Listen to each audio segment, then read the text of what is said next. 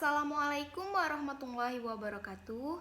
Halo semuanya, ketemu lagi nih dengan saya Rizka Sundari Oktarina. Pada channel YouTube ini saya akan banyak sekali memberikan penjelasan tentang materi-materi yang berbeda-beda. Nah, kali ini saya akan menjelaskan materi tentang analisis keputusan manajemen hutan.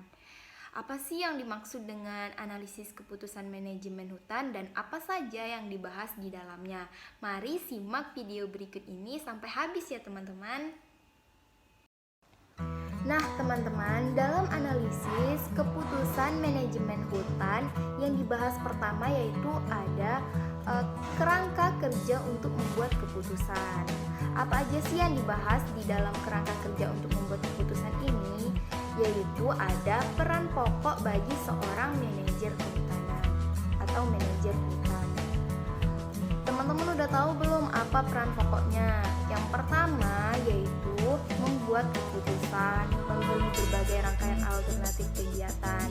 Namun demikian, persyaratan untuk memilih adalah manajer tersebut harus memiliki persepsi bahwa setiap situasi dan isu-isu membutuhkan suatu keputusan. Situasi suatu masalah dapat bersifat jelas nyata seperti industri penggergajian butuh bahan baku kayu, populasi rusa menurun, atau seorang memiliki perkara hukum untuk menghentikan penggunaan herbisida dalam proses regenerasi hutan. Selanjutnya teman-teman, yang kedua atau yang B yaitu pernyataan masalah dan penulisan persamaan. Ini masuk ke dalam hitung-hitungan nih teman-teman, jadi harus diperhatikan banget ya dalam video ini. Pernyataan masalah adalah suatu set pernyataan verbal yang menggambarkan hubungan timbal balik suatu masalah. Langsung saja kita masuk ke contohnya, yaitu perhatikan 3 pernyataan verbal yang menggambarkan masalah realisasi berikut ini. Yang pertama, harus tersedianya anggaran sebesar $500.000 setiap tahun untuk melakukan penanaman secara manual menggunakan mesin atau melalui udara atau areal metode pada areal bekas kubangan.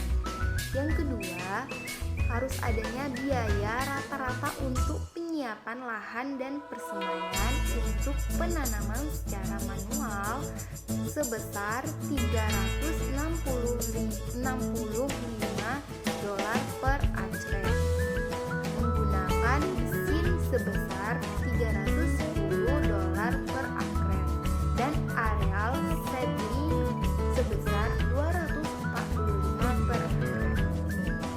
Nah, yang ketiga yaitu kombinasi dari metode penanaman tersebut dapat digunakan tetapi biayanya lebih besar dibandingkan dilakukan secara manual.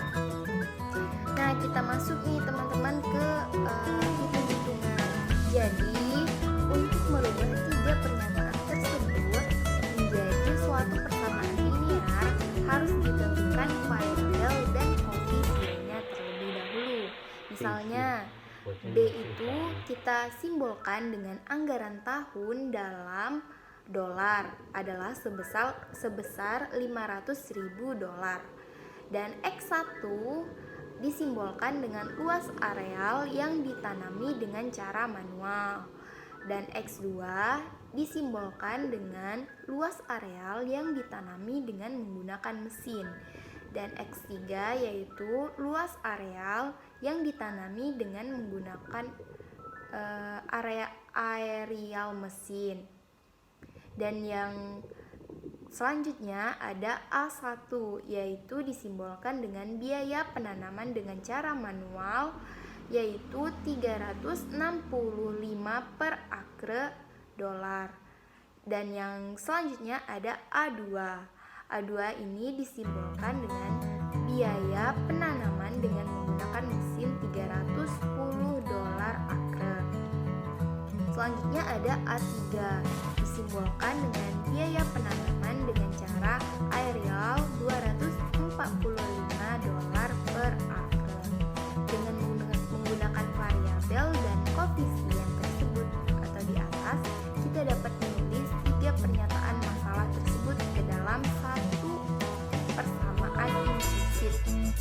sebagai berikut.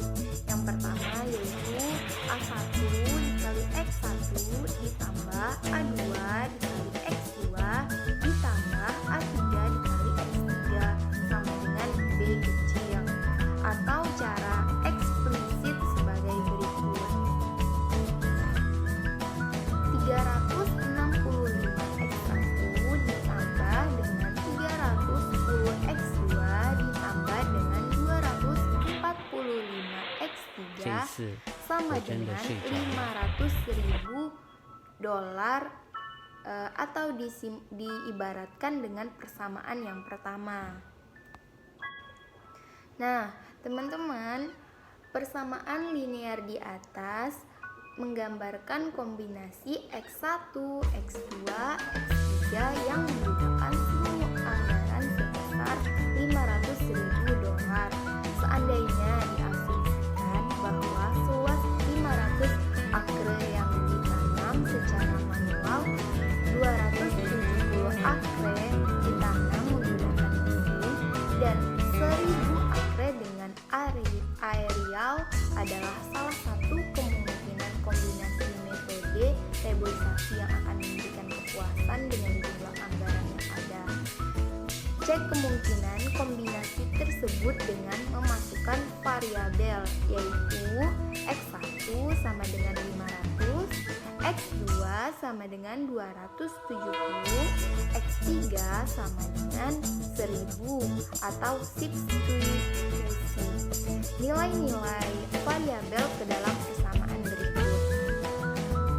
Yaitu langsung saja kita masukkan yang persamaan tadi ke dalam rumusnya, yaitu 365 X1 ditambah dengan 310 X2 ditambah dengan 245 X3 sama dengan 500.000. Langsung saja kita masukkan, tadi kan sudah didapat bahwa X1 itu adalah 500, X2 adalah 270 dan X3 adalah 1000. Langsung saja 365 dikali 500 ditambah 310 dikali 270 ditambah 245 dikali 1000 sama dengan 500.000. Langsung saja dijumlahkan, dikali terlebih dahulu dengan hasilnya 182.500 ditambah 83.700 ditambah dengan 245.000 sama dengan 500.000. Jadi hasilnya 511.200 tidak sama dengan 500.000. Nah, yang ketiga atau yang C, kita masuk ke identifikasi masalah. Identifikasi masalah mencakup satu seri tahapan, langkah-langkah, dan menggunakan secara konsisten beberapa terminologi penting.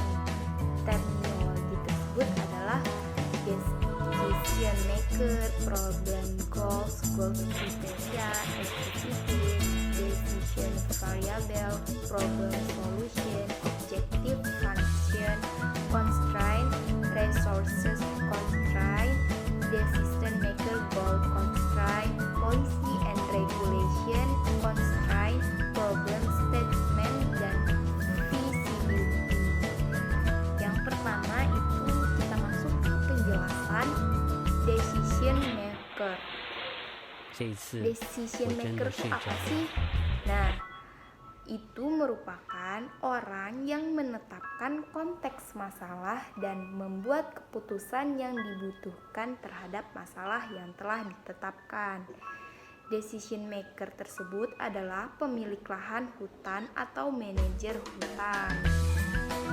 Manajer hutan yang diberi kewenangan oleh pemilik lahan untuk melakukan aktivitas pengolahan hutan, memilih kebijakan atau aktivitas apa yang akan dilakukan untuk menyelesaikan masalah yang ada dan bertanggung jawab terhadap pilihan tersebut.